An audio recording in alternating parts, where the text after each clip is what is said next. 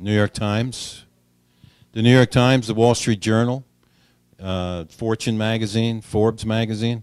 Any kind of business writing is always good to read. Certainly in the New York Times, you want to read their editorial stuff, their news items.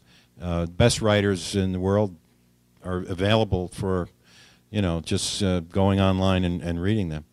The Sunday edition of the New York Times, okay, would enable you get some. There's a magazine, so you'd see magazine writing, you'd see first-person essay writing.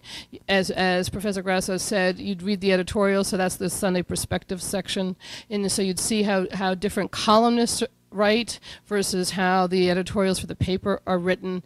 There's the business section, the real estate section, the arts and entertainment section, which is multiplied into other subsections. So you have a whole variety of stories there. A lot of them that have been pitched to the journalists of the New York Times, and I think that's going to be a kind of fun exercise. Is reverse engineering, is picking a story and then trying to figure out how the public relations pitch might have come in, over the transom to that might have been the genesis for that particular story. But and also pick a magazine. And the New Yorker is pretty high, high end. Atlantic Monthly, Harper's, those are all at the upper tier of literary writing and policy writing. That doesn't mean that you can't break down and read, Vanity Fair or what's another good one? U.S. News and World Report.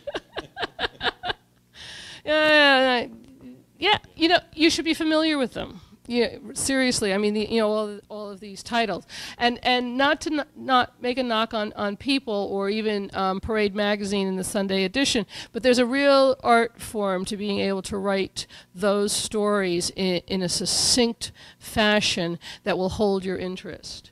Beyond the celebrity gloss that is the cover of People magazine, there are actually stories that are in there about folks just like you and me, and those are the human interest stories that have nothing to do with Paris Hilton, okay? And they're wonderful stories that are there. There's book reviews and there's CD, music reviews that People magazine also carries. So there's some value to that if you don't read the light, fluffy stuff, and so you have to sort of discipline yourself to not read the celebrity stuff, which I think is one of the questions on your sheet, right?